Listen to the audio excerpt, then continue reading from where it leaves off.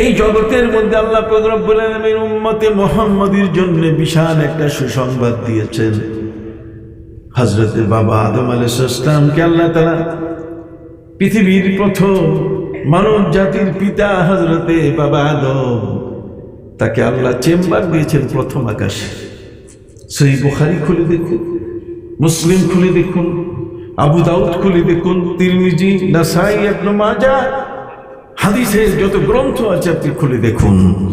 সেই সমস্ত কিতাবে স্পষ্টভাবে বলা আছে যে নবীজি যখন আকাশে মেরাজে যাচ্ছিলেন তখন প্রথম আকাশে বাবা আদম আলাইহিস সালামের সাথে দেখা হয়েছে। মারহাবান বিইবনে সালেহ, আমার নবীকে পেয়ে তিনি তাকে থ্যাঙ্কস দিয়েছিলেন, ধন্যবাদ, আমার উপযুক্ত নেককার সন্তান। সুবহানাল্লাহ। দ্বিতীয় আকাশে হযরতে ইয়াহইয়া আলাইহিস সালাম, হযরতে ঈসা আলাইহিস সালামের সাথে দেখা। ঠিক এইভাবে তৃতীয়, চতুর্থ, পঞ্চম, ষষ্ঠ, সপ্তম প্রত্যেক আসমানে আল্লাহ তাআলা নবীদেরকে চেম্বার দিয়েছেন, তাদের অবস্থানের একটা ঠিকানা দিয়েছেন, তাদের রূহগুলো সেখানে থাকে। সুবহানাল্লাহ। বন্ধুরা আমার, হযরত ইব্রাহিম আলাইহিস সালামের অবস্থান হলো 7 আসমানের উপরে। তিনি বাইতুল মামুর নামে একটা মসজিদ আছে সপ্তম আকাশে, সেই মসজিদের পাশে তিনি সব সময় বসে আছেন। হযরত নবী ইব্রাহিম আলাইহিস সালাম, আল্লাহ তাআলা তাকে দায়িত্ব দিয়েছেন সপ্তম আকাশে বাইতুল মামুর, যে বাইতুল মামুরের এই মসজিদটির নাম কোরআনে এসেছে ওয়াল বাইতুল মামুর ওয়াস সাকাতিল মারফু। অতএব বাইতুল মামুর, সম্মানিত সুধী, এই বাইতুল মামুর এটি এমন একটি মসজিদ যে মসজিদটির আদলে নিচে আল্লাহ পাক রব্বুল আলামিন কাবা ঘরকে তিনি দান করেছেন। সুবহানাল্লাহ। এই বর্ণনা বসতে দেন না, হুজুর কেবলা আজকে অসুস্থ, এরাই তো আমাদের আগামী ভবিষ্যৎ। কেমন এখানে বসলি এমন হবে? কথাগুলো একটু শোনার জন্য বলতেছি আপনাদেরকে, তারপরে ওয়াজ করব। সম্মানিত সুধী, হযরতে নবী ইব্রাহিমকে আল্লাহ দায়িত্ব দিয়েছেন সপ্তম আকাশে বাইতুল মামুর, আল্লাহর সৃষ্টি, সেখানে প্রথম মসজিদ, পৃথিবীর প্রথম, জগতের প্রথম মসজিদ হলো ওই বাইতুল মামুর। জগতের প্রথম মসজিদের পাশে হযরত নবী ইব্রাহিম আলাইহিস সালাম 24 ঘন্টা সেখানে বসে আছেন। নবী ইব্রাহিম আলাইহিস সালামকে আল্লাহ দায়িত্ব দিয়েছেন পৃথিবীতে যতগুলো শিশু মারা যাবে, এই প্রত্যেকটা শিশুর রূহগুলো হযরত ইব্রাহিম আলাইহিস সালামের সেই সামনে উপস্থিত হয়ে সেখানে তার পাশে এই শিশুগুলোকে দেওয়া হবে। আর উনি তাদেরকে, শিশুগুলো কাঁদে, বাচ্চাগুলো কাঁদে তার বাবার জন্য, মায়ের জন্য। হযরত ইব্রাহিম আলাইহিস সালাম তাদেরকে সান্ত্বনা দিচ্ছেন যে তোমরা অপেক্ষা করো, তোমাদের মা বাবা অতি শীঘ্রই তোমাদের সাথে মিলিত হবে। কথা বুঝতে পারছেন? সম্মানিত সুধী, হযরতে বাবা আদম থেকে নবী ইব্রাহিম পর্যন্ত আকাশের প্রতিটি স্তরে নবী এবং রাসূলদের চেম্বার। কিন্তু আমার নবী সাল্লাল্লাহু আলাইহি ওয়াসাল্লামকে আল্লাহ পাক রব্বুল আলামিন চেম্বার ঘোষণা করেছিলেন। নবী যত বড়, আল্লাহ আমার নবীর শান বলে দিয়েছেন দুটো শব্দ। তার নিজের যেমন পরিচয় দিয়েছেন দুটো শব্দে, তার নবীরও পরিচয় দিয়েছেন কি দুটো শব্দে। দুটো শব্দে পরিচয় আল্লাহ দিয়েছেন। আমি হলাম রব্বুল আলামিন, আমি হলাম জগৎ সমূহের রব।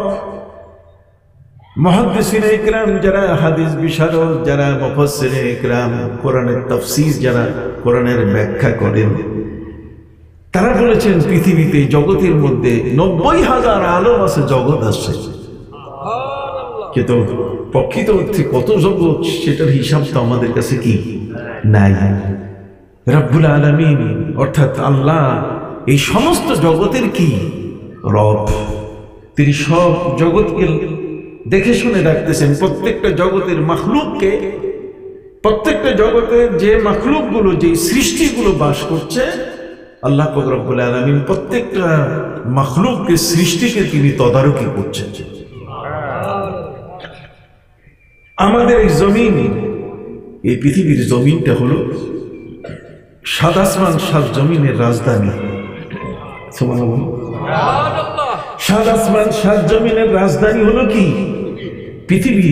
এই জন্য হযরত জিবরিল আমিন, তার একটা দায়িত্ব আছে যে তিনি আল্লাহর সমস্ত যে বাহিনী আছে, র্যাব বলেন, মিলিটারি বলেন, কথা বলেন, আর্মি বলেন, নৌবাহিনী বলেন, স্থল বাহিনী বলেন, আকাশ বাহিনী বলেন, বিমান বাহিনী বলেন, আল্লাহর যত বাহিনী আছে, এই সমস্ত বাহিনীর দায়িত্বে, ফিরিস্তাদের দায়িত্বে হযরতে নবী ইব্রাহিম আলাইহিস সালামের উপরে সপ্তাকাশে জিবরিল আমিন সেই তার চেম্বার, যে চেম্বারটা হলো সিদরাতুল মুনতাহা, এই সিদরাতুল মুনতাহা চেম্বারে তিনি আল্লাহর সমস্ত সৈনিক, আল্লাহর বাহিনীর যারা যারা আছে সবগুলোকে তিনি নিয়ন্ত্রণ করছেন।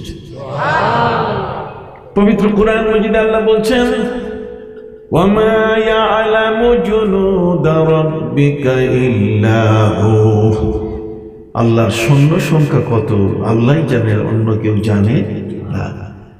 এই সৈন্য দেখার দায়িত্ব, ক্যান্টনমেন্ট চালাবার দায়িত্ব আল্লাহ তাআলা দিয়েছেন হযরতে জিবরিল আমিনকে। সুবহানাল্লাহ।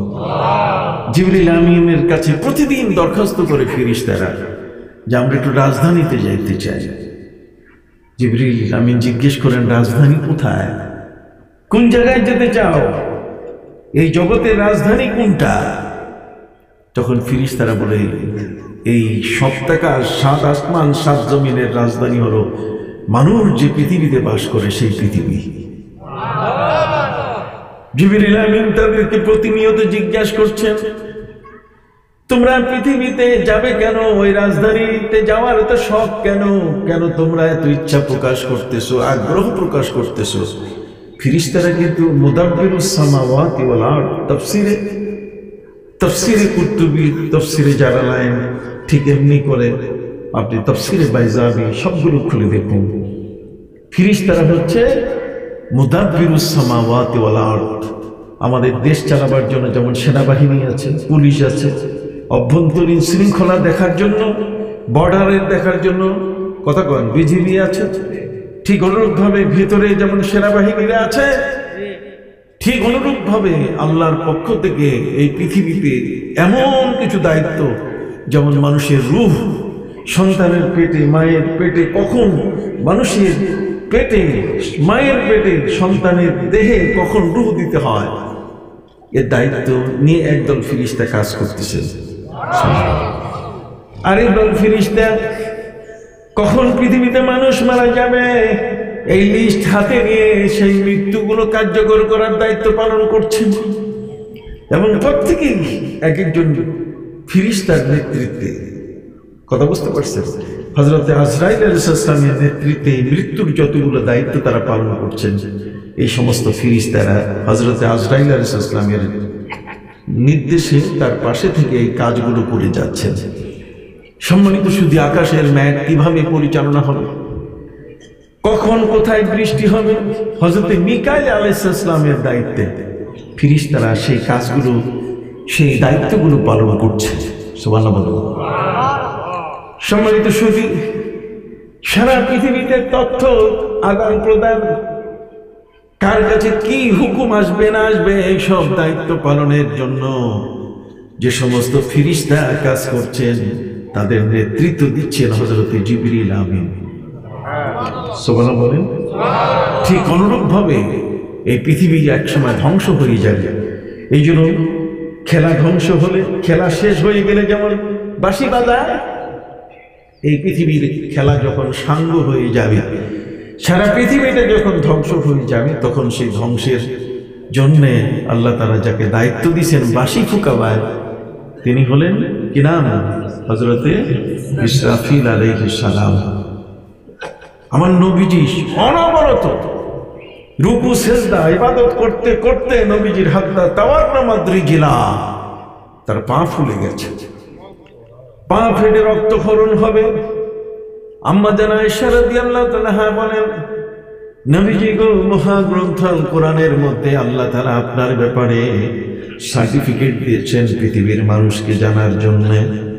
ليغفر لك الله ما تقدم من ذنبك وما تأخر, আপনার আগের পরে সমস্ত কিছু আল্লাহ মাফ করে দিয়েছেন। কাজেই আপনার আবার নামাজ এত কেন পড়া লাগবে যে নামাজ পড়তে পড়তে আপনার পা ফুলে যাচ্ছে, রক্তক্ষরণ হওয়ার কাছাকাছি হয়ে যাচ্ছে, এত নামাজ কেন লাগবে? আমার নবী সাল্লাল্লাহু আলাইহি সাল্লাম বলেন, আয়েশা রে, ইয়া আয়েশা, তো আফালাম আকু আবদান শাকুরা, আমি কি আল্লাহর শুকরগুজার বান্দা হব না? আল্লাহ তাআলা যতগুলো নেয়ামত আমাকে দিয়েছেন, আমার চোখ দিয়ে আমি দেখতে পাচ্ছি, এটা কি ছোট নেয়ামত? একজন কানা, একজন অন্ধ মানুষকে জিজ্ঞেস করলে বোঝা যাবে যে চোখটা কত বড় দামি জিনিস। কথা বলেন, যার দাঁত নাই তাকে যদি জিজ্ঞেস করা হয় যে দাঁত কাকে বলে, সে বুঝতে পারবে। তার ব্যাখ্যা শুনলে আপনি অবাক হয়ে যাবেন যে এই দাঁতের জীবনে আমাদের প্রয়োজন কত। কথা কি বুঝতে পারছেন?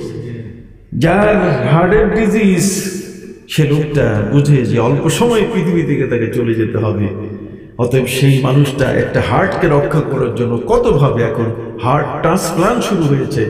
আর একজন মরা মানুষের হার্ট এখন জীবিত মানুষের দেহের মধ্যে যোগ করে মানুষটাকে বাঁচায় রাখার চেষ্টা করা হচ্ছে। কথা কি বুঝতে পারছেন?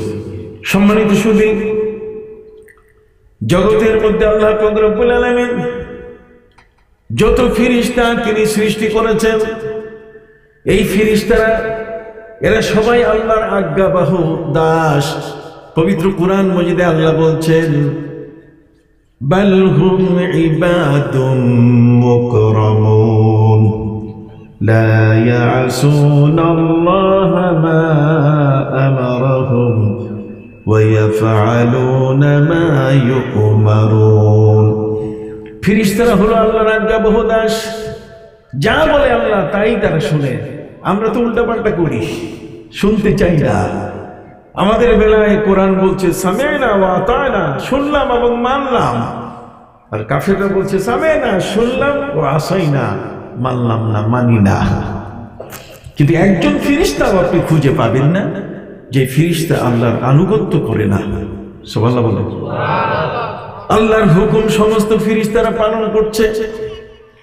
এই জন্যই পবিত্র কোরআন মজিদে আল্লাহ তাআলা ফেরেশতাদের দায়িত্ব সম্বন্ধে আমাদেরকে জানিয়ে দিলেন।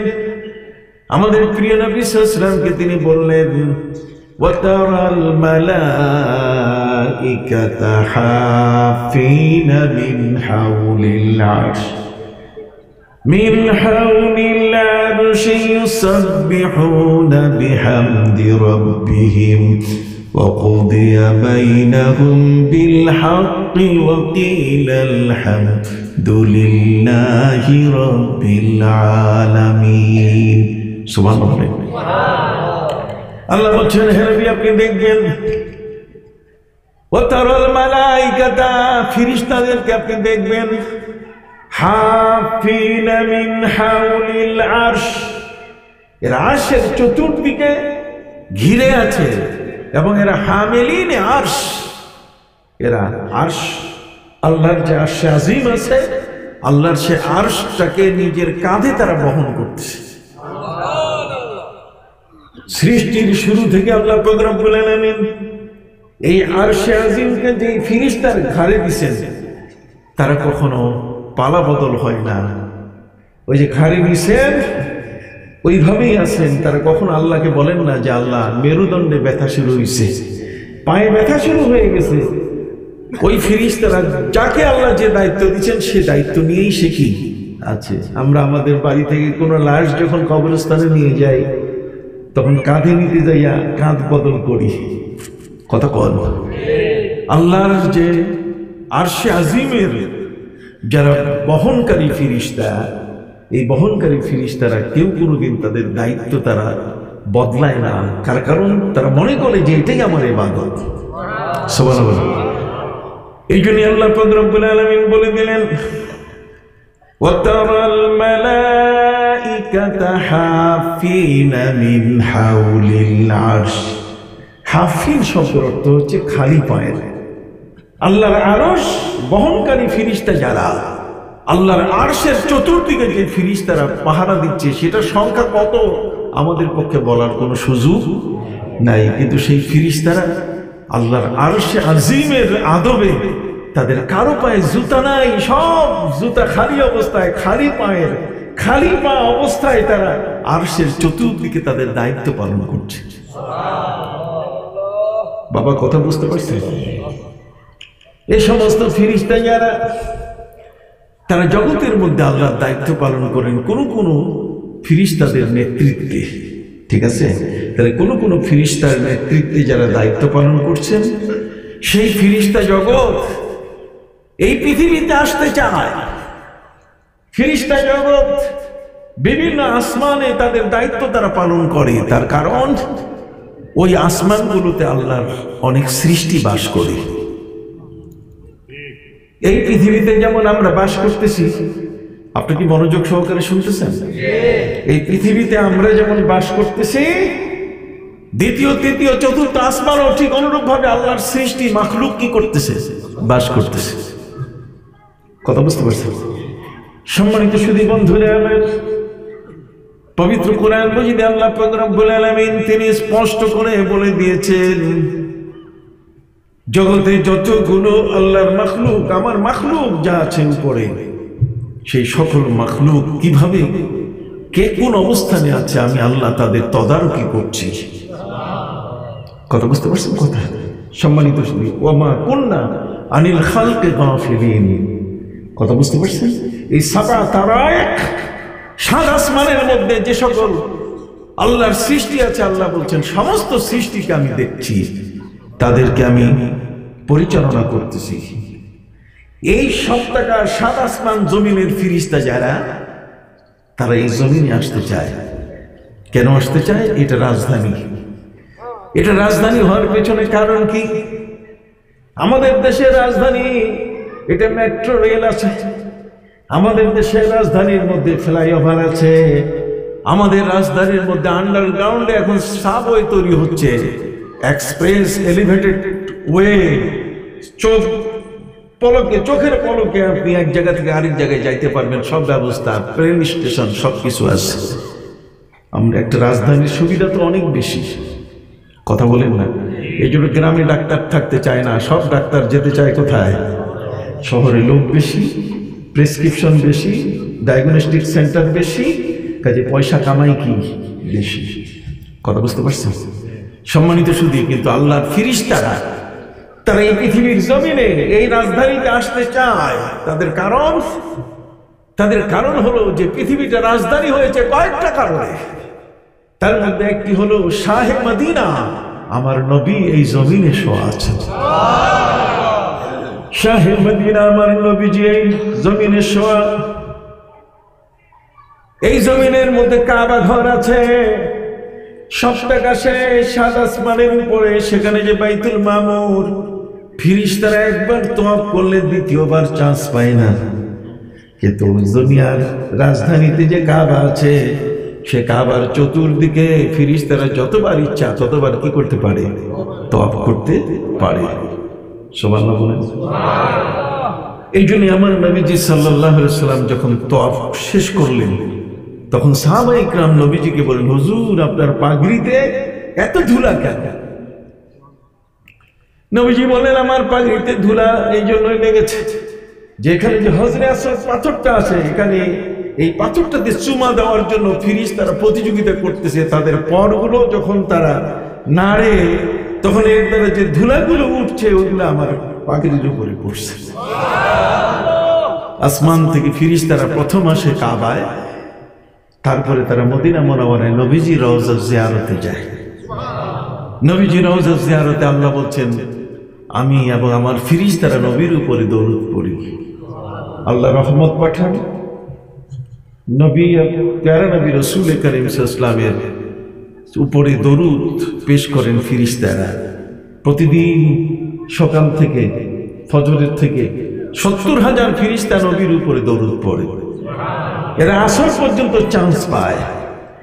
আসর থেকে আবার একদল ফিরিস্তা, 70,000 সংখ্যার ফিরিস্তা নবীর উপরে দরুদ পড়তে থাকে ফজর পর্যন্ত। ফজর থেকে আসর পর্যন্ত দরুদ শরীফ চলতে থাকে, আবার আসর থেকে ফজর পর্যন্ত দরুদ শরীফ পড়তে থাকে। ওরা যদি নাও পড়ে তাতে আসে যায় না, ওরা যদি নবীর উপরে দরুদ না পড়ে তাতে কিছু আসে যায় না। আল্লাহ ফিরিস্তা দিয়ে দরুদের ব্যবস্থা করছে। যারা বলে আমরা তো মিলাদে দরুদ শরীফ পড়ি, ওরা বলে মিলাদ বেদাত। আরে বেদাত কারে কইবা? এখানে নবীর শানে মিলাদ দিতেছে, তার শান এবং মানে দরুদ পড়া হচ্ছে। সুবহানাল্লাহ বলেন। সম্মানিত শুধু এই পৃথিবীটি, এখানে হযরত আসওয়াদ আছে, এখানে পবিত্র কোরআন আছে। এই জন্য ফিরিস্তারা এই কোরআনের আওয়াজ শোনার জন্য জমিনে আসে। পবিত্র কোরআনের তেলাওয়াত ইমাম সাহেব যখন নামাজে কোরআনের তেলাওয়াত করা শুরু করেন, কোন মুসল্লি যখন নামাজ আদায় করতে গিয়ে কোরআনের তেলাওয়াত শুরু করেন, তখন ফিরিস্তারা মুখ হা করে তার শব্দগুলো কোরআনের আওয়াজ দিয়ে মেশানো শব্দগুলো, গানের শব্দ যেমন শব্দ গান দিয়ে মেশানো, ঠিক অনুরূপভাবে কোরআনের আয়াত দিয়ে মেশানো শব্দগুলো নেওয়ার জন্য, পেটে ধারণ করার জন্য ফিরিস্তারা তাদের মুখ হা করে রাখে। এই জন্য নবীজি বলছেন, খবরদার পিয়াজ খাইয়া মসজিদে যাইও না। কথা বলেন না কেন? তাহলে বিড়ি খাইয়া যাবে না কেন? বিড়িতে তো মশলা আছে, বিড়ি খাইয়া যাবে না। নবীজি বলছেন যে ফিরিস্তারা প্রত্যেক মুসল্লি যারা নামাজি যখন কোরআনের তেলাওয়াত করে, ইমাম সাহেব যখন মসজিদে কোরআনের তেলাওয়াত ডেকে ডেকে করেন অথবা ফিস ফিস আওয়াজে করেন, তখন ফিরিস্তারা হা করে দেয় মুখটা, যাতে করে এই কোরআনের মিশ্রিত শব্দগুলো যেন পেটে ধারণ করতে পারে। সম্মানিত সুধী, এই ফিরিস্তাগুলো আমাদের মুখের থেকে কোরআনের আওয়াজগুলো নিতে যেন বাধাগ্রস্ত না হয়। এই জন্য নবীজি বলছেন, খবরদার পিয়াজ খাইয়া নামাজে এসো না। ওয়াইনাল মালায়েকাতা তাতানাফফারুনা আনিন নিকহা। নবী করিম সাল্লাল্লাহু আলাইহি ওয়াসাল্লাম বলেন, ফেরেশতারা দুর্গন্ধ বরদাস্ত করতে পারে না। এই জন্য আমাদের উপরে মিসওয়াক। আপনি বুঝতে পারছেন আমাদের কি করতে হবে? মিসওয়াক করতে। মিসওয়াক বুঝেন কারে কয়? ব্রাশ না মিসওয়াক? ব্রাশ না, মিসওয়াক। মিসওয়াক গাছের ডাল দিয়ে আপনি দাঁত মাজবেন। সাহাবায়ে কেরাম তারা এত বেশি থেকে আমল করেছেন, কেউ কেউ তো ইয়াদাউনা আসবিকাতাহুম আলা মাওয়াদি আকলামিহিম। তারা এই মিসওয়াকটা নামাজের আগে তাদের কানের মধ্যে, কেরানি যেমন কানের মধ্যে কি রাখে? কলম রাখে। ফিরিস্তারা এমনকি মিসওয়াক, মানে সাহাবায়ে কেরাম মিসওয়াক রাখেন কোথায়? কানের মধ্যে। ইয়াদাউনা আসবিকাতাহুম আলা মাওয়াদি আকলামিহিম। কলম যেখানে কেরানিরা রাখে কানে, ঠিক অনুরূপ ভাবে সাহাবায়ে কেরাম মিসওয়াক কি রাখতেন? কানে রাখতেন। কেন? নবী করিম সাল্লাল্লাহু আলাইহি ওয়াসাল্লাম বলছেন, লাউলা আন আশুক্কা আলা উম্মতি লা আমারতুহুম বিসওয়াকি ইনদা কুল্লি উযু। নবীজি বলছেন, যদি আমার উম্মতের উপর ভয় না হতো তাহলে আমি ওদের উপরে ফরজ করে দিতাম যে প্রতি উযুর সময় তাদেরকে কি করতে হবে? মিসওয়াক করতে হবে। এটার মূল রহস্য হচ্ছে মিসওয়াকের মাধ্যমে দাঁত পরিষ্কার হলে মুখে কোনো দুর্গন্ধ থাকে না। আপনি নামাজ পড়তে গেলে ফিরিস্তারা আপনাকে ঘিরে ধরে আপনার মুখ থেকে কোরআনের আওয়াজ নিজের পেটে তারা ধারণ করবে।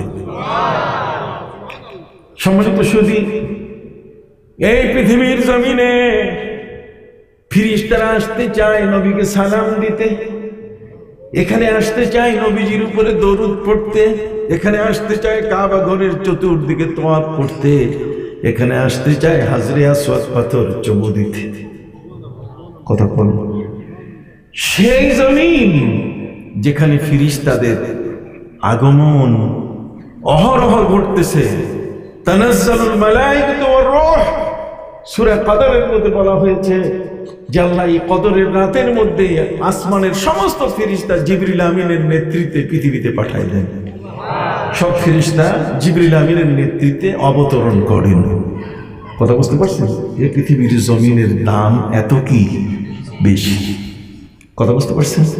অতএব যে জমিনের দাম এত বেশি, যেখানে নবী থাকার কারণে দাম বেশি, আকাশের মধ্যে নবীদের চেম্বার দেওয়া হয়েছে। কথা বলুন, প্রথম আসমান থেকে নিয়ে সপ্তাকাশ পর্যন্ত নবীদের চেম্বার। আর আমার নবীর চেম্বার কোথায়? পৃথিবীতে, কোনো আকাশে নয়। এই জন্যই হযরত আবু বকর সিদ্দিক রাদিয়াল্লাহু তাআলা আনহুর সাথে একজন ইহুদির ঝগড়া শুরু হলো। আপনি জানেন হযরত আবু বকর সিদ্দিক রাদিয়াল্লাহু তাআলা কোনো সিধা মানুষ ছিলেন। তিনি খুব সরল সহজ ব্যক্তি ছিলেন।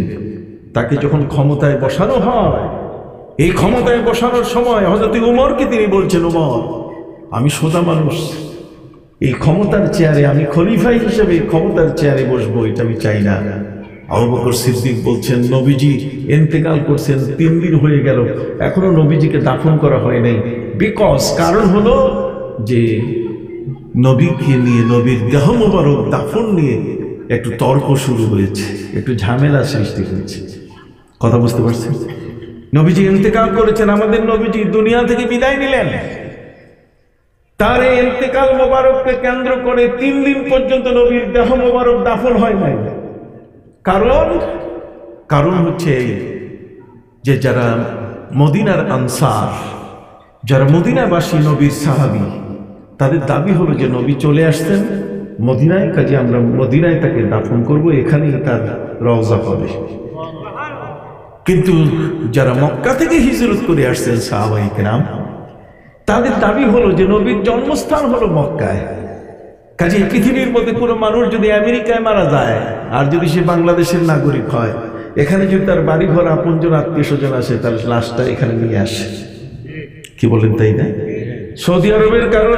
সৌদি আরবের বাধ্যবাধকতা থাকার কারণে তো আমরা লাশ আনতে পারি না। কিন্তু প্রত্যেকটা দেশের মানুষ চায় তাদের আপনজনের লাশ মৃত্যুর সময় তার দেহটা, তার চেহারাটা যেন এক নজর দেখা যায়। অতএব যারা নবীর সাহাবী মুহাজির, যারা মক্কা থেকে হিজরত করে মদিনায় গেছেন, তাদের দাবি হলো যে নবীজির দেহ মোবারক তার জন্মভূমিতে নিয়ে যাব মক্কায়, এবং কাবার পাশেই নবীকে আমরা দাফন করব, যাতে পৃথিবীর মানুষ একসাথে নবীজির রওজাও জিয়ারত করতে পারে এবং কাবা ঘরও জিয়ারত করতে পারে। কথা বুঝেন নাই? কিন্তু যারা মদিনার আনসার, তারা বলছে না, নবীজি তো মক্কা ছেড়ে হিজরত করে চলে আসছেন মদিনায়। কাজে এই মদিনা, যেখানে মাহবতে জিবরিলের ল্যান্ডিং প্যালেস, নবীজির 23 বছরের দীর্ঘ সময় জিবরিল আমিন তার কাছে আসছেন, কিন্তু এই দীর্ঘ সময়ের মধ্যে অধিক সময় জিবরিল আমিন নবীর সাথে দেখা করেছেন মদিনায়। কথা বলেন, এটা হচ্ছে মাহবতে জিবরিলের ল্যান্ডিং প্যালেস। জিবরাইল যদি পৃথিবীতে আসে, তাহলে নবীর কাছে প্রথম। সুবহানাল্লাহ বলেন। অতএব মদিনার আনসার সাহাবী, তাদের বক্তব্য হলো নবীজি মদিনায় এসে এখানে হিজরত করেছেন, অতএব তাকে এখানে আমরা দাফন করব, তার রওজা হবে এখানে। আর কিছু পাতি নেতা, সাফি নেতা, এরা মাঝখানে নাক জাগাইয়া বলতেছে যে না, নবীজি মক্কায়ও হবে না, মদিনায়ও তার দাফন হবে না, দাফন হবে আমাদের বাড়ির সামনে। আছে না পিস্তরওয়ালা নেতা? কিছু বেশি শক্তি, যাদের শক্তি বেশি, কণ্ঠের আওয়াজ বড়, তাদের দাবিগুলো অনেক সময় অহেতুক হয়, অন্যায় হয়। ফলে এই ঝামেলায় 3 দিন নবী করিম সাল্লাল্লাহু আলাইহি ওয়াসাল্লামের দেহ মোবারক দাফন করা সম্ভব হয় নাই। মনে থাকবে কারণ এখন একজন রাষ্ট্রপ্রধান দরকার। মুসলিম জাহান 3 দিন পর্যন্ত রাষ্ট্রপ্রধান শূন্য হয়ে আছে। নবীজির ইন্তেকালের পরে 3 দিন পর্যন্ত মুসলিম শাসক পৃথিবীতে নাই, মুসলিম জাহানের শাসক নাই। এই জন্য একজন শাসক হওয়া দরকার। এই শাসক কে হবে? খলিফা কে হবে? সাকিফা ইবনু সাইদা, এটা মদিনা মুনাওয়ারার সম্মানিত সুধী, এটি পশ্চিম পাশে গা ঘেঁষা। এখন বর্তমান নবীজি রওজার পরে যে কাতারগুলো আছে, ঠিক লাস্ট পর্যায়ে পশ্চিম পাশে একটা বাগান আছে, যে বাগানটাতে সাকিফায় বনু সায়েদার নেতারা সেখানে বসত।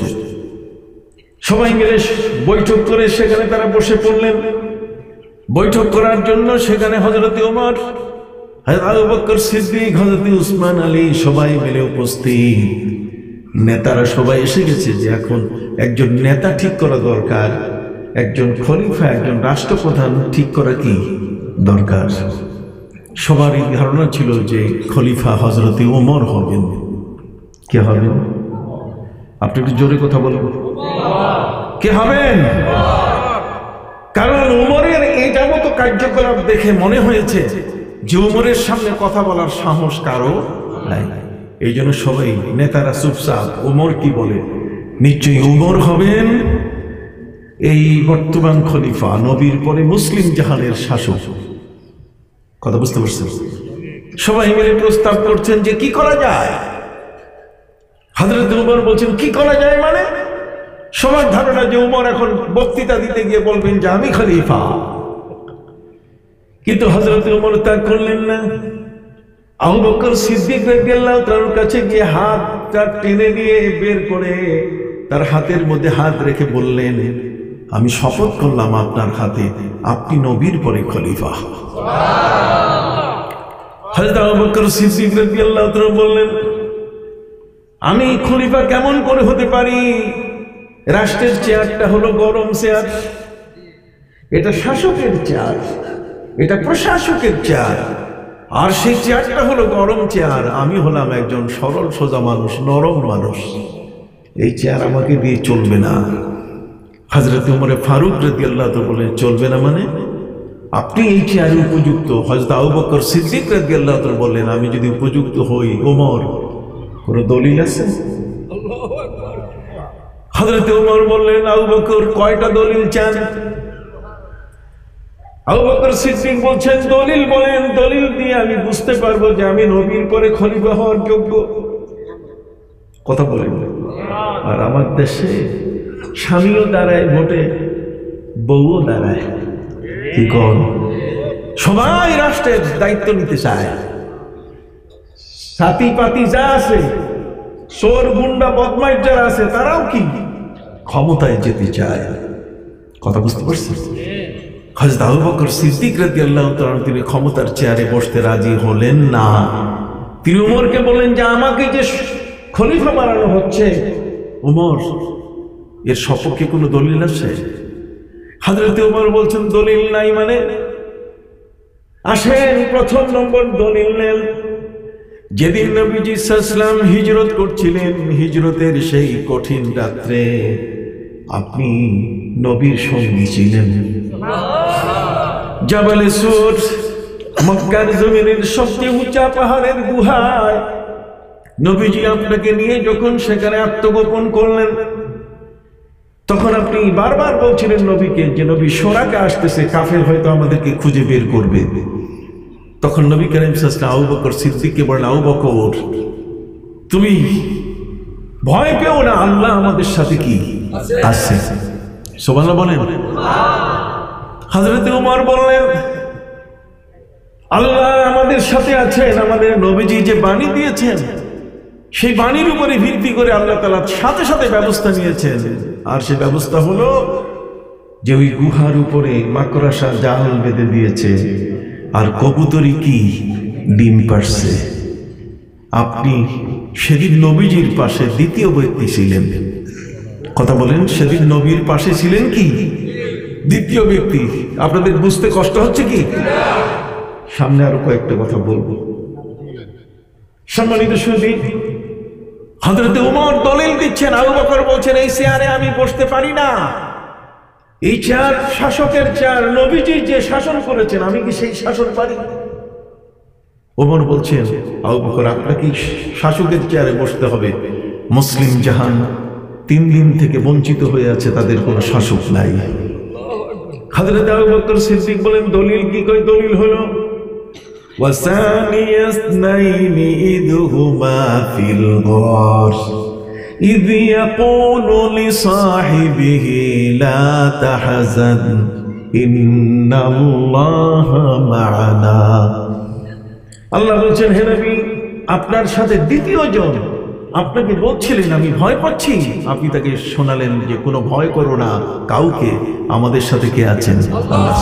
তাহলে এখানে ওয়াসানিয়াসনাইন, আপনি হলেন দ্বিতীয় ব্যক্তি, তাহলে নবীর পরে দ্বিতীয় ব্যক্তি আপনি, এই কারণে আপনার হাতে আমি শপথ নিয়েছি। হযরত ওমর বলেন, আরো দলিল নেবেন? কয় কি? কয় নবীজি ইন্তেকালের আগে কত ওয়াক্তের নামাজ যার ইমামতি আপনি করেছেন, নবীর জীবিত অবস্থায় নবী আপনার পিছনে ইক্তেদা করছেন, নবীর অসুস্থ অবস্থায় আপনি 17 ওয়াক্তের নামাজের ইমামতি করছেন। নবীজি আপনাকে ইমামতিতে দিয়ে আমাদেরকে জানাই দিছে যে আমার পরে ইমাম হবে কে? আবু বকর। সুবহানাল্লাহ। আবু বকর সিদ্দিক বলেন, দলিল তো দুইটা হলো, তিনটা হলে ভালো হয়। ওমর, আরো কোনো দলিল আছে কিনা? হযরত ওমর বলেন, আছে।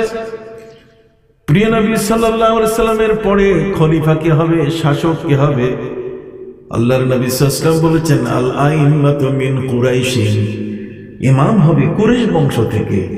অতএব আবু বকর, আমি উমর তো কুরাইশ বংশের না, আপনি কুরাইশী। আবু বকর কি কুরাইশী? সে আবু বকর সিদ্দিক রাদিয়াল্লাহু তাআলা নবীর পরে তিনি খলিফা হলেন। খলিফা হওয়ার পরে হযরত আবু বকর সহ সবাই শপথ নিলেন। আবু বকর সিদ্দিকের এই শপথ অনুষ্ঠান পৃথিবীর প্রথম শপথ অনুষ্ঠান, যেটা হযরত উমর সহ সকিফায়ে বনু সাঈদায় সেদিন মদিনায় উপস্থিত নেতারা হাত রেখে শপথ নিয়েছিল। এই থেকে পৃথিবীতে শপথ চালু হয়েছে। হযরত আবু বকর সিদ্দিকের আগে পৃথিবীতে কোনো শপথ ছিল না। আজকে রাষ্ট্রপ্রধানরা শপথ নেয়, ও জো বাইডেন, বিল ক্লিন্টন, পাগলা ডোনাল্ড ট্রাম্প, কথা বুঝেন নাই, এই যতগুলো আছে সবাই ওরা বাইবেলের উপরে হাত রেখে কি শপথ নেয়।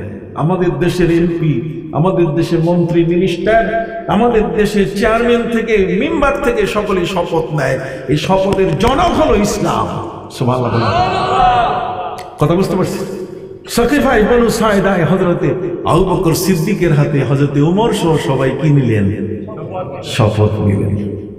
হযরত আবু বকর সিদ্দিক রাদিয়াল্লাহু তাআলা আনহু এই সোজা সরল মানুষটির সামনে ইহুদি এসে বলছে, আবু বকর, তুমি মুসলমান আর আমি ইহুদি, তবে তুমি জানো তোমার নবী মুহাম্মদ সাল্লাল্লাহু আলাইহি ওয়াসাল্লাম আর আমার নবী মুসা, আল্লাহ তাআলা তোমার নবীর চেয়ে আমার নবীর দাম বাড়াই দিয়েছে। ইহুদি বলতেছে মুসা নবীর দাম বেশি। আবু বকর বলছেন, কি কও? ভালো করে কও। কয়, তোমার নবীর চেয়ে আমার নবীর দাম বেশি। তোমার নবী মাটিতে, মাটির নিচে, আর আমার নবী ষষ্ঠ আসমানে। মুসা নবীকে আল্লাহ তাআলা চেম্বার দিয়েছেন কি? ষষ্ঠ আসমানে। অতএব ষষ্ঠ আসমানে হযরত নবী মুসা আলাইহিস সালাম মেরাজের রাতে নবীজি বারবার যে আসতেছিলেন, এই ষষ্ঠ আসমানে এসে হযরত মুসা তাকে ব্যারিকেড সৃষ্টি করছে যে কি পাইলেন, কি নিয়ে আসলেন, একটু দেখান। সুবহানাল্লাহ বলেন। আপনারা আওয়াজ শুনেছেন? প্রিয় বন্ধুরা, আমি আপনাদের খেদমতে বলতে চাই, হযরত আবু বকর সিদ্দিক রাদিয়াল্লাহু তাআলা আনহুর মতো একজন সিধা মানুষ ইহুদিকে বারবার বলছে, রে ইহুদি, সামলাইয়া কথা বলো। ইহুদি বলছে, তোমার নবীর চেয়ে আমার নবীর দাম বেশি। তোমার নবী মাটির নিচে আর আমার নবী ষষ্ঠ আসমানে। আবু বকর সিদ্দিক সিধা মানুষ, আর ধৈর্য রাখতে পারেন নাই, মুষ্টি করে ঠাস করে গালের মধ্যে ইহুদির কে এমন ভাবে তিনি ঘুষি মারলেন যে গাল ফুলে ফুটবল হয়ে গেল পুরা। কথা বলেন। এই ইহুদি আবু বকর সিদ্দিকের হাতের ঘুষি, নরম মানুষ গরম হয়ে গেছে। জোরে বলেন না, নরম মানুষ কি হয়েছে? হযরত আবু বকর সিদ্দিক রাদিয়াল্লাহু তাআলা আনহুর ঘুষি খেয়ে ওই মুহূর্তে এই ইহুদি গাল ফোলা অবস্থায় নবীর দরবারে এসে গেল।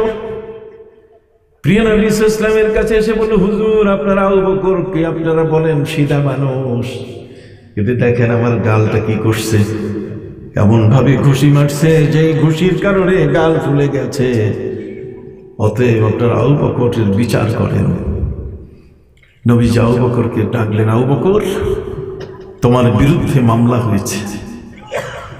হ্যাঁ আবু বকর, তুমি ওই ইহুদিটার গালে আঘাত করেছো কেন?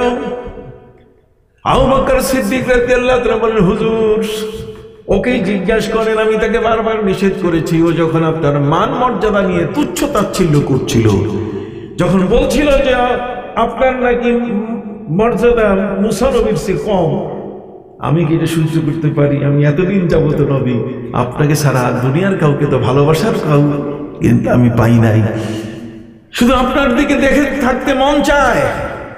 আমার মেয়ে আয়েশাকে আপনার খেদমতে আমি দিয়েছি, অতএব নবীজি আমার সামনে আপনার বদনাম করবে, আমার সামনে আপনার মর্যাদা ক্ষুণ্ণ করবে, আমি কি সহ্য করতে পারি? ঠাস করে মারি দিছি। দেখছেন ইমানি জোর, নবীর মহব্বত এবং ভালোবাসার জোর কত বড়। এই জন্য যারা মিলাদ পড়ে না, কিয়ামের বিরুদ্ধে আমরা ওদেরকে ভালো মনে করি না। কথা বুঝতে পারছেন? তাদেরকে আমরা পছন্দই করি না, কারণ নবীর সামনে দাঁড়াইয়া ইয়া নবী বলবো, কি মনের তৃপ্তি।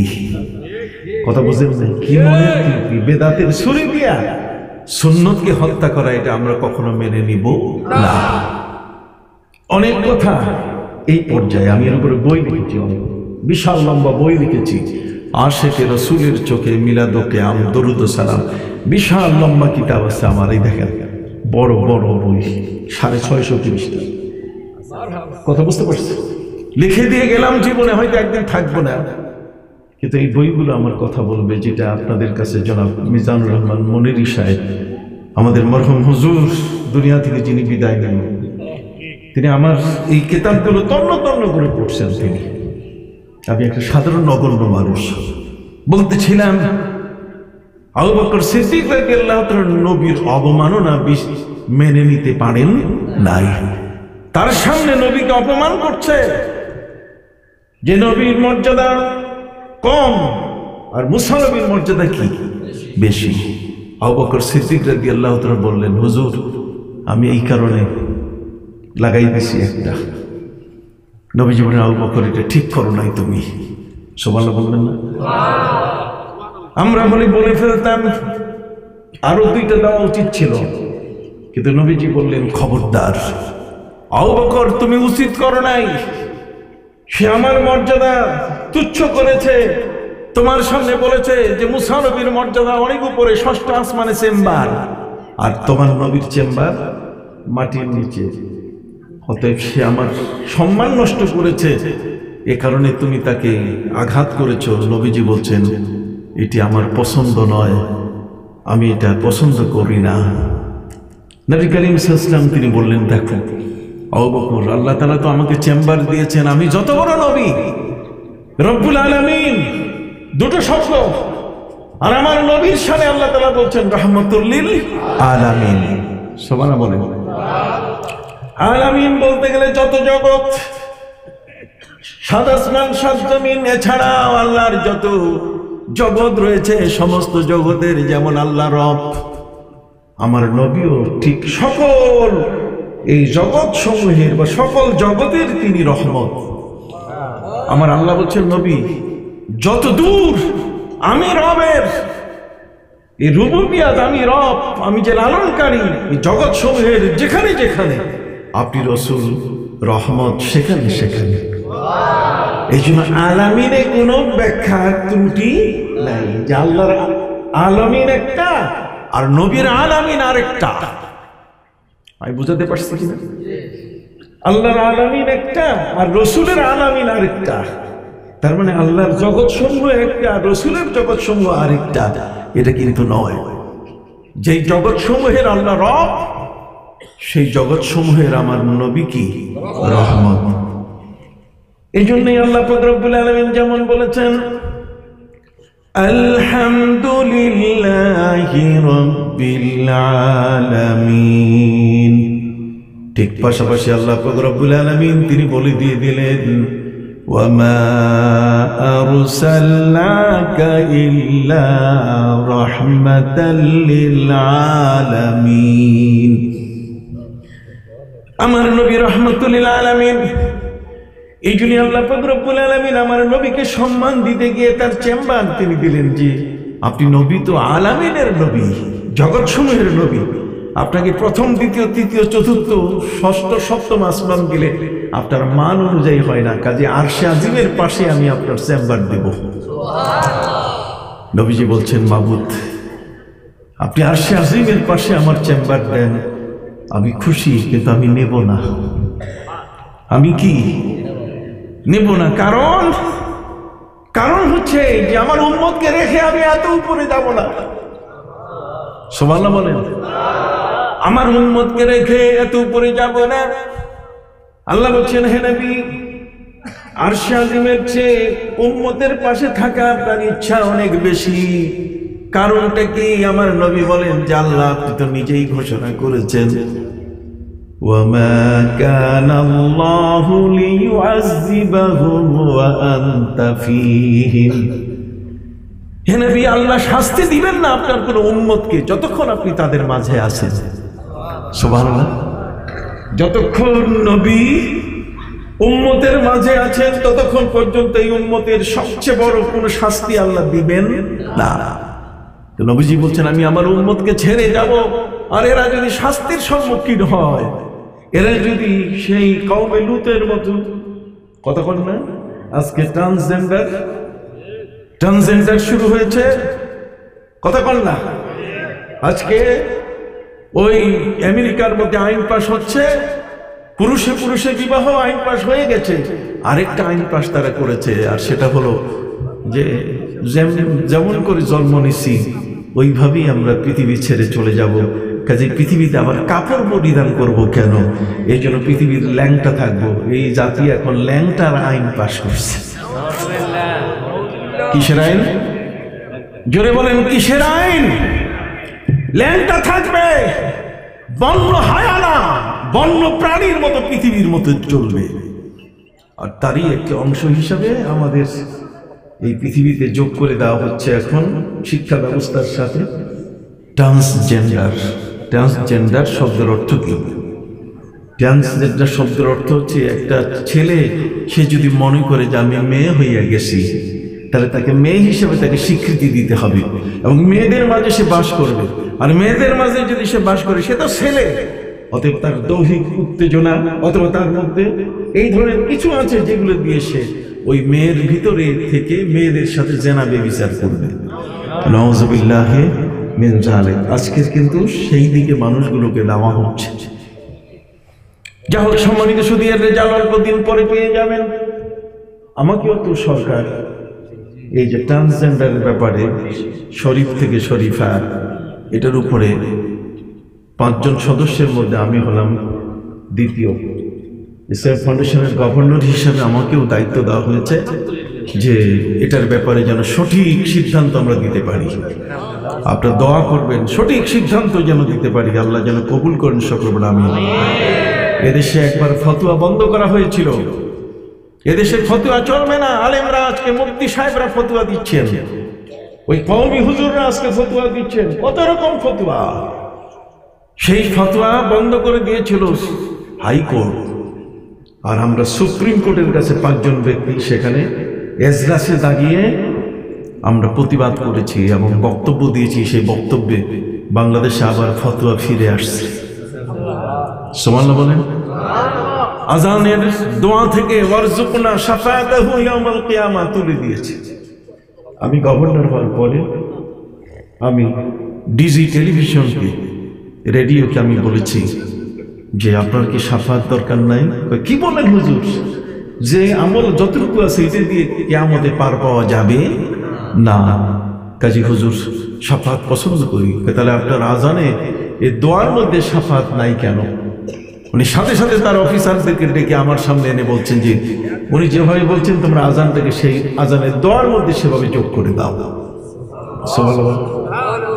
সম্মানিত সুধী, সারা পৃথিবীর মধ্যে 57টি মুসলিম দেশ, এই 57টি মুসলিম দেশের মধ্যে 45টি মুসলিম দেশে আজকে ঈদে মিলাদুন নবী রাষ্ট্রীয় পর্যায়ে ঘোষণা এসেছে।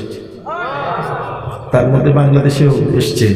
এটা তো এমনি এমনি আসে নাই, নিশ্চয়ই এর পেছনে কেউ না কেউ কাজ করতেছে। আপনি কি বুঝতে পারছেন? যা হোক, আমি যে কথাটি আপনাদের সামনে তুলে ধরবার চেষ্টা করছি সেটা হলো, আমার প্রিয় নবী সাল্লাল্লাহু আলাইহি ওয়াসাল্লামকে আল্লাহ তাআলা আরশে আজিমের পাশে নবীর চেম্বারের ব্যবস্থা হয়েছে, নবীর চেম্বারের ব্যবস্থা করেছেন। কিন্তু নবীজি বলছেন, আমি ওটা চাই না, আমি চাই আমার উম্মতের মাঝে থাকতে। সুবহানাল্লাহ বলেন।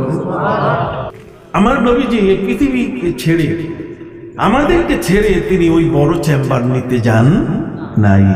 তাই নবীর মহব্বত আমাদের উপরে আছে কিনা? সেই নবী সাল্লাল্লাহু আলাইহি ওয়াসাল্লাম আজ জগতের মধ্যে, নবীর মর্যাদা এ কারণে, তার মর্যাদা ছোট নয়। আবু বকর সিদ্দিক রাদিয়াল্লাহু তাআলা ছিলেন নবী প্রেমিক। আবু বকর সিদ্দিক রাদিয়াল্লাহু তাআলার সামনে যখন নবীকে ছোট করা হচ্ছে, তুচ্ছ করা হচ্ছে, তখন আবু বকর আর সহ্য করতে পারেন নাই। জালালি মেজাজে এসে তিনি ওই ইহুদির গালে আঘাত করলেন। নবীজি বললেন, আবু বকর তুমি ঠিক করো নাই। আবু বকর তোমার বোঝা উচিত ছিল, আমি রাসূল কোনদিন কোন নবীর উপরে আমার মর্যাদা আমি কোনদিন দাবি করি নাই। আল্লাহ আমাকে দিয়েছেন, কিন্তু আমি দাবি করি নাই। নবীজি বললেন, ইয়া আবা বকরিন লা তুখাইরুনি বাইনাল আম্বিয়া ওয়ালা তুখাইরুনি আলা ইউনুস ইবনে মাত্তা ওয়ালা তুখাইরুনি আলা ইউসুফ লাউলা লাবিস্তু সাজনা লাআজাবতু দাইয়া। নবীজি বলেন, কোন নবীর উপর আবু বকর আমাকে প্রাধান্য দিও না। কেউ যদি বলে আমার চেয়ে মুসা নবী অনেক বড়, শুনে যাইও, তাকে বলতে দাও। দেখছেন কি চমৎকার সহনশীল আমার নবী। সুবহানাল্লাহ বলবেন না? আমার নবী বলছেন, আবু বকর লা তুখাইরুনি বাইনাল আম্বিয়া, নবীদের উপর আমাকে মর্যাদা দিও না। কেন? আনা ওয়া ইন্না আম্বিয়া আল্লাহি দীনুহুম ওয়াহিদ ওয়া উম্মাহাতুহুম শাত্তা। জগতের মধ্যে যত নবী এসেছেন সমস্ত নবীর ধর্ম একটা ছিল, ইসলাম। আর যদিও তাদের মা ছিল কি ভিন্ন ভিন্ন, নবীদের মা ছিলেন ভিন্ন ভিন্ন, কিন্তু ধর্ম ছিল কয়টা? একটা। কাজে আমাকে কোন নবীর উপরে প্রাধান্য দিও না। নবীজি বলেন, আবু বকর ওয়ালা তুখাইরুনি আলা ইউনুস ইবনে মাত্তা, ইউনুস নবীর উপরও আমাকে প্রাধান্য দিও না। কারণ ইউনুস নবী মাছের পেটে আটকা পড়ে 40 দিন পর্যন্ত মাছের পেটে জিকির করেছিলেন অন্ধকারের মধ্যে। আর আমি নবীকে যদি এইভাবে মাছের পেটে রাখা হতো, আমি আঙ্গুল দিয়ে মাছের পেট কানা করে আমি বাইরে আসতাম। এতদিন কি থাকা যায় অন্ধকারে? কাজে আমার চেয়ে হযরত ইউনুস কোন অংশে কম নয়। দেখছেন, আমি তো বলি যে আমার চেয়ে বড় আর কেউ নাই, হামচুর ইমান দিগর নিস, কিন্তু আমার নবীর শিক্ষা এটা নয়। কথা বলেন। আমার নবী বলেন, আবু বকর তুমি নবী ইউনুসের উপরে আমাকে প্রাধান্য দিও না। মাছের পেটে 40 দিন উনি অন্ধকারে ছিলেন। কোরআন বলছে ফি যুলুমাতিন সালাস, 3টা অন্ধকারের মধ্যে তিনি ছিলেন। মাছের পেটের অন্ধকার, পানির নিচের অন্ধকার, আর অন্ধকার অমাবস্যার রাতের অন্ধকার। 3 অন্ধকারের মধ্যে নবী ইউনুস মাছের পেটে। মাছের পেটে নবী ইউনুস আলাইহিস সালাম থাকার পরে তার পায়ে ছিল বাতের ব্যথা। যখন তিনি নৌকা থেকে লাফিয়ে পড়ছিলেন পানিতে, তখন আল্লাহ তাআলা ওই দরিয়ার তিমি মাছকে হুকুম করলেন, যাও, আমার নবী ইউনুস যদি পানিতে পড়ে তার আছাড় খাবে, কষ্ট হবে। যদিও আমাকে বলে সে আসে নাই, কিন্তু তারপরও তো আমি তো তাকে এইভাবে পানির আছাড়ে তার দেহ আহত হবে, এটা আমি দিতে চাই না। চোখের গিরিশে তিমি মাছ এসে তাকে মুখে ধারণ করলো। তিমি মাছ মনে মনে সিদ্ধান্ত নিয়ে নিল যে আমি বড় ধরনের একটা আধার পেয়েছি বহুদিন পর, অতএব সেই আধারটাকে আজকে খুব আস্তে আস্তে খাবো। সম্মানিত সুধী, নবী ইউনুস আলাইহিস সালাম মাছের মুখে এখন পেটের মধ্যে আস্তে আস্তে ঢুকাচ্ছে। আমার আল্লাহ সেই তিমি মাছকে বলেন, ইয়া হুত ইন্নী লাম আজআলহু লাকা রিজকা, আমি আমার ইউনুস নবীকে তোমার আধার বানাই নাই, অতএব তোমার পেটে সে থাকবে। বা জালতু বাতনাকি মাসজুনা, বরং তোমার পেটটাকে আমি জিন্দানখানা, বন্দিখানা বানাই দিছি। সে সেখানে থাকবে, কিন্তু তার একটা পশমেরও যেন ক্ষতি না হয়। মাছটাকে সেখানে হজম করতে পারে নাই। মাছের পেটে নবী ইউনুস আলাইহিস সালাম 3টি অন্ধকারে পড়ে আছেন। এই মুহূর্তে তার মনে হয়েছিল আমি বোধহয় ইহকালে নাই, আমি পরকালের বাসিন্দা হয়ে গেছি। কিন্তু হযরত নবী ইউনুস আলাইহিস সালাম পায়ের মধ্যে তার বাতের ব্যথা ছিল।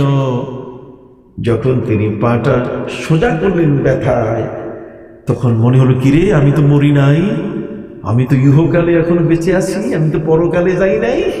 কাজে আমার উপরে আল্লাহর ইবাদত এখনো বাতিল হয় নাই, এখনো নামাজ আমার উপরে বহাল আছে।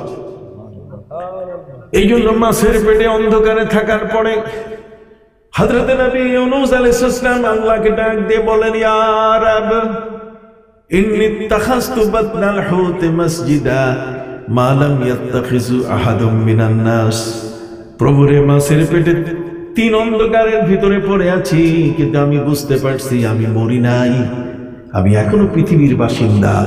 অতএব তোমার ইবাদত আমার উপরে এখনো ক্যান্সেল হয় নাই, বাতিল হয় নাই। কাজেই আমি মাছের পেটটাকে মসজিদ বানাইয়া নামাজ শুরু করলাম, যা পৃথিবীর কোনো মানুষ আমার মতো মাছের পেটে বন্দী হবে না, আর মাছের পেটটাকে কোনোদিন মসজিদও বানাবে না। সুবহানাল্লাহ বলবেন না? ইয়া রাব ইন্নী ইত্তাখাযতু বাতনাল হুত মাসজিদা মা লাম ইয়াত্তাখিযু আহাদুম মিনান নাস। আমি প্রথম ব্যক্তি, আমি শেষ ব্যক্তি, মাছের পেটে বন্দী হয়েছে আমি, আর কিয়ামত পর্যন্ত কেউ মাছের পেটে কোনোদিন বন্দী হবে না। অতএব মাছের পেটের বন্দী থাকা অবস্থায় আমি বুঝেছি আমি পৃথিবীর বাসিন্দা, এখনো আমি পরকালের বাসিন্দা হই নাই, তারপরে মারা যাই নাই। এই জন্য মাছের পেটটাকে কি বানাইলাম? মসজিদ। আপনারা সবাই বলেন না কেন ভাই? মাছের পেটকে মসজিদ বানালেন একজন নবী। কি চমৎকার ইতিহাস আমার! কথা বুঝতে পারছেন? সম্মানিত সুধী, হযরতে ইউনুস আলাইহিস সালাম দেখলেন যেহেতু মাছের পেটে বন্দী হয়ে গেছি, নামাজও পড়লাম, কিন্তু নামাজ ছাড়া চুপ করে বসে থাকি কেমন করে? ওখানে তো আল্লাহ তাআলা তার হাতে কোনো মোবাইল দেন নাই যে মোবাইল বসে বসে টিপবে, ফেসবুক চালাবে, কতক্ষণ ওখানে ইউটিউব চালাবে, কি সুযোগ আছে? নবী রাসূলগণ দেখেন সময়ের প্রতি কত তৎপর, সময়ের প্রতি কত গুরুত্ব। আমাদের তো 60 বছর বয়স হয়, তারপরে সাবারক হয় না, তারপরে নামাজ পড়ে না, কতক্ষণ? হযরত নবী ইউনুস আলাইহিস সালাম মাছের পেটে থেকে তিনি বলছেন, নামাজ তো পড়লাম, কিন্তু খালি সময়টা বসে থাকি কেমন করে? এই জন্য তিনি নামাজের ভিতরে জিকির শুরু করলেন, আল্লাহর তাসবিহ পড়া শুরু করলেন, আল্লাহকে ডাক দিয়ে বলা শুরু করলেন, সবাই পড়ুন, লা ইলাহা ইল্লা আনতা সুবহানাকা ইন্নী কুনতু মিনাজ জালিমিন। সুবহানাল্লাহ। এই জগতের মধ্যে আল্লাহ ছাড়া আর কোনো ইলাহ নাই। আমি আমার উপরে জুলুম করেছি, আল্লাহকে না বলে সে আমি মাঝির নৌকায় উঠেছি। আমি ওই পারের গ্রামে যাইতেছিলাম, এই কারণে যেহেতু আমার গ্রামের মানুষেরা, নাইনোয়া গ্রামের মানুষেরা আমার উপরে অত্যাচার করার জন্য প্রস্তুতি নিয়েছে। আমার জীবন রক্ষার স্বার্থে, বাঁচার স্বার্থে আমি ওই নদীর ওপারের গ্রামের বাসিন্দা হওয়ার জন্য নৌকায় উঠেছিলাম। কিন্তু আল্লাহ পাক রব্বুল আলামিন তিনি এমন এক মহাশক্তিধর, আমি তাকে না বলে নৌকায় উঠার কারণে, তার অনুমতি ছাড়া উঠার কারণে তিনি আমাকে আর পার হতে দিলেন না। শেষ পর্যন্ত আমি চেষ্টা করলাম, যখন নৌকার মাঝি তার বৈঠা নিয়া, নগি নিয়া যখন হেইও করে সামনে আগাচ্ছে, কথা বলেন, কিন্তু সামনের কোনো অগ্রসর নাই, নৌকা সামনে যায় না।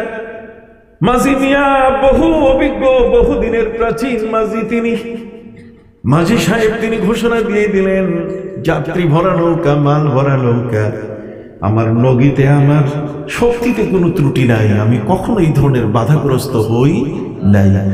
তবে আমার মনে হচ্ছে যে আজকে আমার নৌকার মধ্যে কোনো এমন একজন ব্যক্তি আছে যে তার মালিকের অনুমতি ছাড়া এসে উঠছে। সুবহানাল্লাহ, দেখছেন? মালিকের অনুমতি ছাড়া গেলে কি হয়?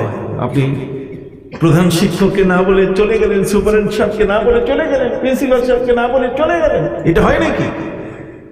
কথা বলেন।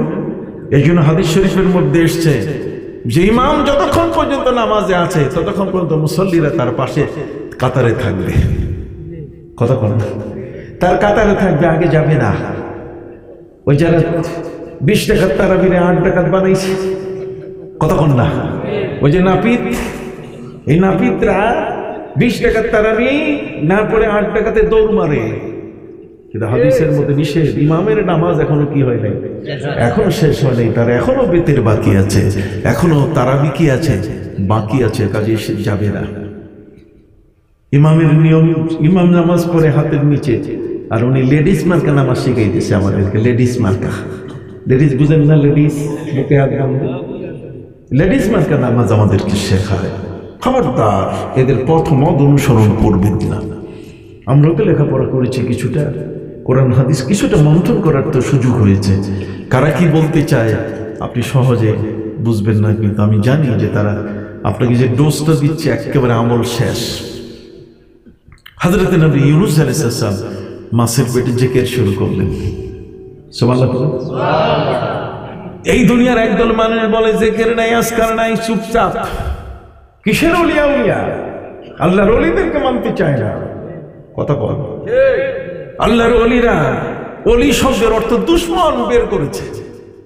ওলি নাকি দুশমন? অথচ আলা ওয়া ইন্না আউলিয়া আল্লাহি লা খাউফুন আলাইহিম ওয়া লা হুম ইয়াহজানুন। আল্লাহর ওলিরা হলেন আমাদের থেকে ভিন্ন এক ধরনের আল্লাহর প্রিয় কিছু বান্দা, যাদের আমল, যাদের আখলাক, যাদের চরিত্র, যাদের হাসি, যাদের জীবনের প্রতিটি কর্মকাণ্ডই হলো ব্যতিক্রম ধর্মী। সুবহানাল্লাহ। তাদের হাত এত শক্তিশালী। ওয়া ইন্না মিন ইবাদিল্লাহি মান লাউ আকসামা আলাল্লাহি লা আবাররা। আল্লাহর এমন কিছু বান্দা আছে, হাত তুলে যদি আল্লাহর কাছে বলে সাথে সাথে আল্লাহ ফয়সালা করে দেন।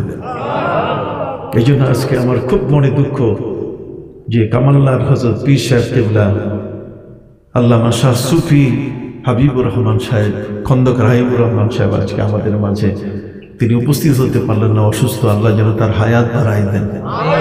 আমরা ওলিদেরকে পছন্দ করি বাবা, আল্লাহর প্রিয় বান্দারা, তাদের হাতের শক্তি আমাদের চেয়ে কি বেশি, তাদের জবানের শক্তি আমাদের চেয়ে কি বেশি। তারা মুখে যখন কিছু বলেন তখন আল্লাহ তারা সাথে সাথে কবুল করেন। তারা যখন কারো দিকে তাকান, গার খাকে গিরাত যার সওয়াত, তাদের দৃষ্টিটাও এত শক্তিশালী যে তারা যখন কোনো চোরের উপরে দৃষ্টি দেন, চোর দরবেশ হয়ে যায়।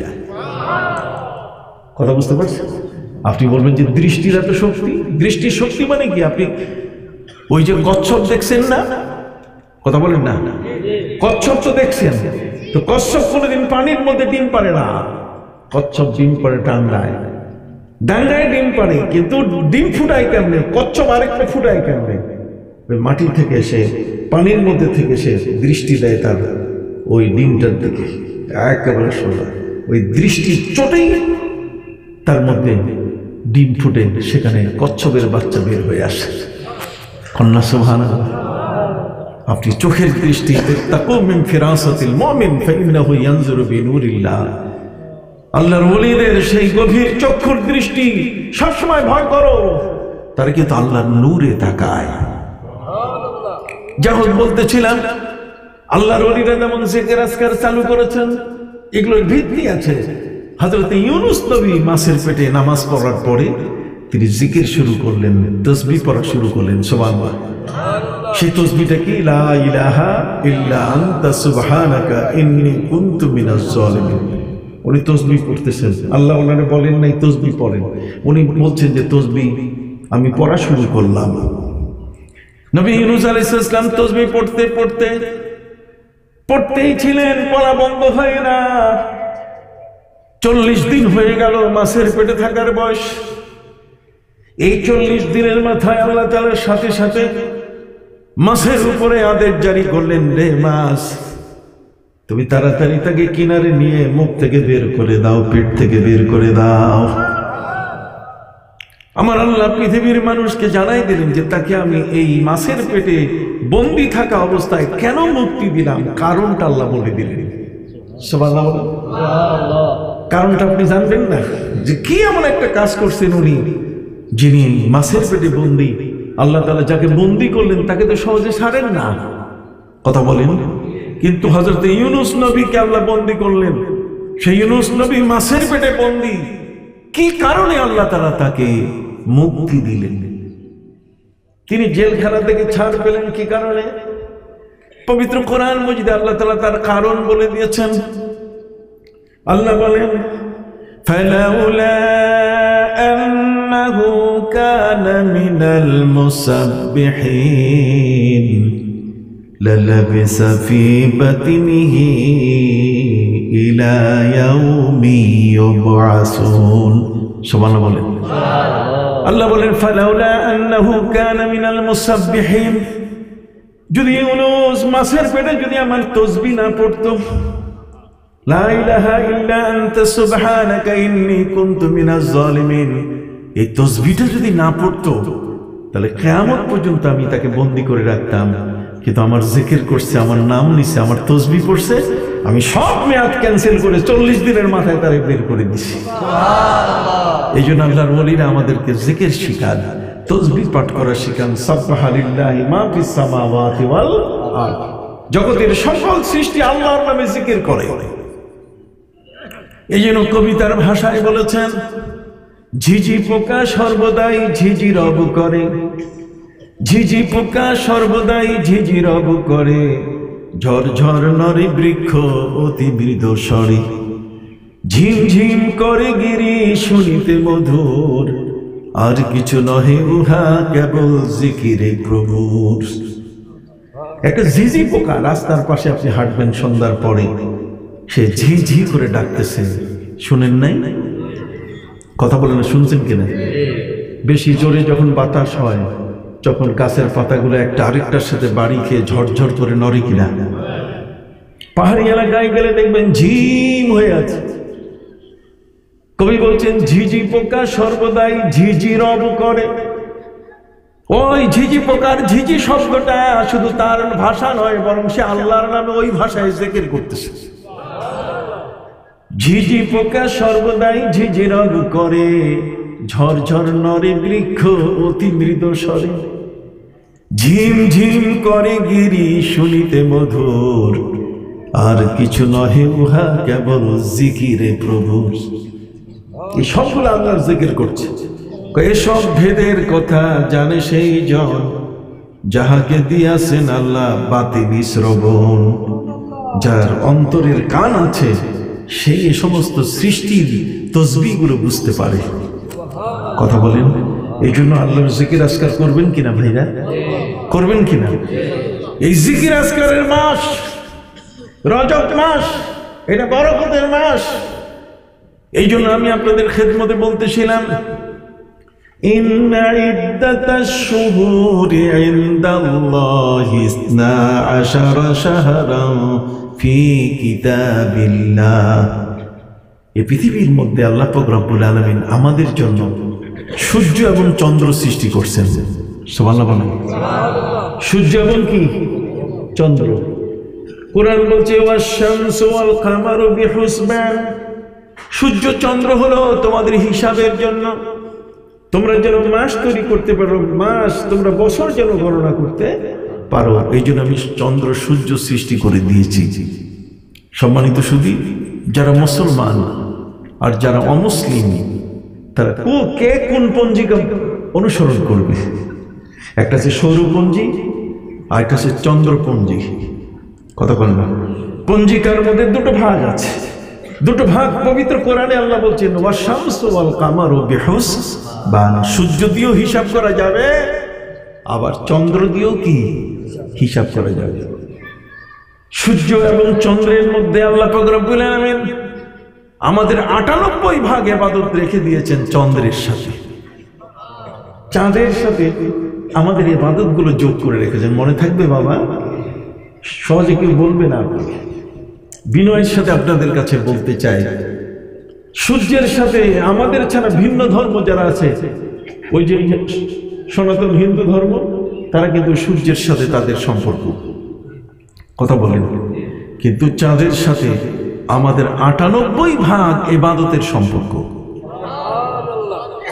আসুন পবিত্র কোরআন থেকে বলি, ওয়ায়াসআলুনাকা আনিল আহিল্লাহ কুল হিয়া মাওয়াকিতু লিন-নাসি ওয়াল হজ্জ।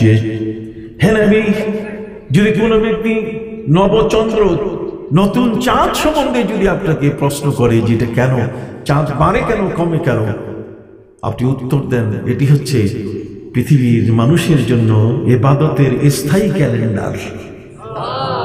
ইবাদতের জন্য স্থায়ী কি ক্যালেন্ডার। এই ক্যালেন্ডার দিয়ে তারা হজের মাস বের করবে। চাঁদের হিসাব দিয়ে হজের মাস, না সূর্যের হিসাব দিয়ে? আপনারা এখনো বলতেছেন না, ছেড়ে দিব আলোচনা। সম্মানিত সুধী, সূর্যের হিসাব দিয়ে হজের হিসাব হয় না, সূর্যের হিসাব দিয়ে রমজানুল মুবারকের হিসাব হয় না। ঠিক অনুরূপ ভাবে সূর্যের হিসাব দিয়ে শবে বরাতের হিসাব হয় না। সূর্যের হিসাবে কখনো লাইলাতুল বারাত বলেন, ঠিক এমনি করে লাইলাতুল মেরাজ বলেন, লাইলাতুল কদর বলেন, এই সবগুলোর হিসাব ইসলামের সবচেয়ে বড় বড় যত ইবাদত সবগুলোর হিসাব হয় কি দিয়ে? চন্দ্র দিয়ে, চাঁদের হিসাব দিয়ে, শশী শ্রাবণ বর্ষ। কথা বুঝতে পারছেন? আমি আপনাদেরকে একটু ছোট্ট ইতিহাসের দিকে নিয়ে যাই, অল্প সময় শেষ করব, আলোচনা অনেক লম্বা। আমি 4টি আয়াত পড়েছি, মনে করেছি এই 4টি আয়াতের আগে আলোকে আপনাদের সামনে কথা বলবো, কিন্তু সেই সময় তো অনেক প্রয়োজন। বিনয়ের সাথে বলতেছি, আপনি জানেন আমাদের বছর হয় কয়দিনে? কয়দিনে? কি সুন্দর একটা জবাব। 365 দিনে বছর হয়। আমরা এই বছরগুলো এই হিসাবে ইংরেজি ক্যালেন্ডার জানুয়ারি থেকে শুরু করে ডিসেম্বর পর্যন্ত 365 দিনের হিসাব করি। কথা বুঝতে পারছেন? সম্মানিত সুধী, আরবের ক্যালেন্ডার ছিল কোনটা? আরবের ক্যালেন্ডার ছিল যে তারা 360টি মূর্তির পূজা করত। আমাদের 365 দিনের দিন হয়, বছর হয়, 365 দিনে বছর পালন করি। ওরাও কিন্তু 360টা মূর্তির কি করত? পূজা করত। আপনি জানেন 360টা মূর্তির পূজা কেন করত? আজকে যে মূর্তিটার পূজা করতো কালকে সেটার করতো না, আগামীকালকে যেটার পূজা করবে পরশুদিন আর ওই মূর্তির পূজা করবে না। এইভাবে সিরিয়াল দিয়ে শুরু করে তারা মূর্তি পূজা, প্রতিদিন তাদের এক একটা মূর্তির পূজা। এর জন্য 360টা মূর্তির পূজা যখন শেষ হয় তখন ওরা মনে করে যে আমরা একটা বছর শেষ করছি। তার ওদের বছরের হিসাব হচ্ছে মূর্তি পূজা দিয়া। আমি বুঝাতে পারছি কিনা? সবাই কি বুঝছেন? আসেন না, দেখেন ইন্টারেস্ট কোথায়। 360টি মূর্তির পূজা করে ওরা বছর শেষ করে। তার মানে ওদের বছর শুরু হয় পূজা দিয়া আর বছর শেষ হয় কি? পূজা দিয়া। কথা খেয়াল করছে?